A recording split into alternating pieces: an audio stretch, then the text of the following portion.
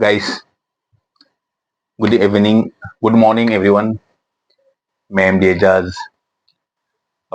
Real estate coach and consultant और real estate entrepreneurs और real estate. Guys, मेरा मानना है कि रियल एस्टेट मार्केट को समझने के लिए क्लाइंट बिहेवियर को समझना बहुत जरूरी है।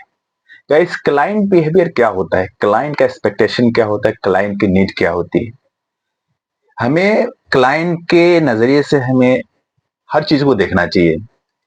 हम एक अच्छे सेल्समैन बन सकते हैं अपने स्ट्रेटजी को यूज करके, लेकिन अच्छे इंसान नहीं बन सकते हैं जब तक हम अपने क्लाइंट को नहीं समझेंगे।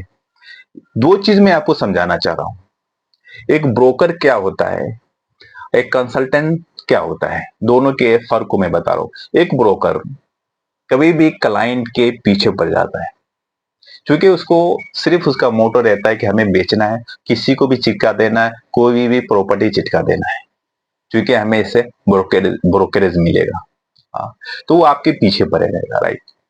लेकिन एक कंसल्टेंट क्या होता है, जब कोई अच्छी चीज है उनको सामने नजर आता है तो वो आपको एक कॉल करेगा या आपसे कांटेक्ट करेगा कि आपके नीड और आपके बजट के अकॉर्डिंग मेरे सामने एक प्रॉपर्टी दिखी है, आइए बैठ के हम डिस्कस करते हैं, इसके बिहाफ में मैं बात कर सकता हूँ। ये राइट डायरेक्शन होता है, ये राइट स्ट्रेटजी होती है, क्योंकि हम लोगों के सपना को बेच रहे हैं, लोगों के इमोशन से हम खिलवाड़ नहीं करें। क्योंकि जानते हैं, एक इंसान अपने घर लेने के लिए सारी जिंदगी की जमा पूंजी को इकट्ठा करके रखते हैं। अगर हम उसके साथ गलत कर दिया तो नेचर हमारे साथ जरूर गलत करेगा।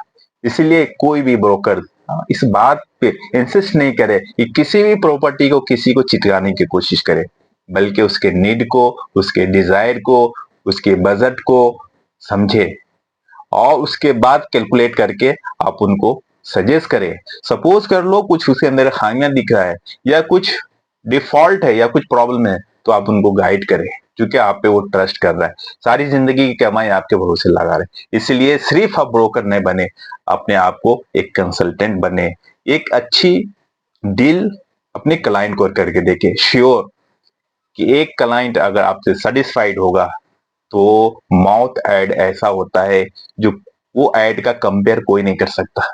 बड़े बड़े कैंपिंग भी आपको वो ट्रस्ट नहीं दिला सकता जो एक रिफरल ट्रस्ट दिला सकता है। एक क्लाइंट को आप सेटिस्फाइड करेंगे, यकीन जानो 10 क्लाइंट आपके साथ आएगा।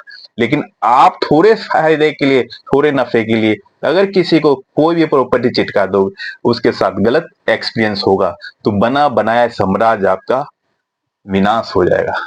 इन द सेंस लोग आप पे ट्रस्ट करना, क्योंकि रियल एस्टेट का मार्केट ट्रस्टेबल है, ट्रस्ट बेस पे ही रियल एस्टेट की मार्केट चल रही है। इसलिए अपने ट्रस्ट को कायम रखे, क्योंकि मैं real estate coach and consultant और मैं एमडी एजाज, हमारा दो यूएसपी है, ट्रांसफॉर्मेशन और ट्रस्टेबल। हम अपने डील ट्रांसफॉर्मेशन तरीके से और ट्रस्टेबल तरीके से मैं डील क्लोज करता हूं। अगर एक बार मेरी आवाज आप तक पहुंच रही है तो एक बार हमसे जरूर कनेक्ट करें। मैं आपको श्योर और आपकी श्योरिटी देता हूं कि आपका दिल एक ट्रांसफॉर्मेशन तरीके से और एक ट्रस्टेबल तरीके से डील क्लोज होगा। उम्मीद करता हूं कि अगर किसी भी तरीके का या किसी भी प्रकार का, किसी भी प्रकार का अगर आपको निवेश साउथ मुंबई के, इंटायर साउथ मुंबई में करना है, तो एक बार जरूर अपने भाई, अपने दोस्त और अपने फ्रेंड को याद कर लेना। मैं उम्मीद करता हूं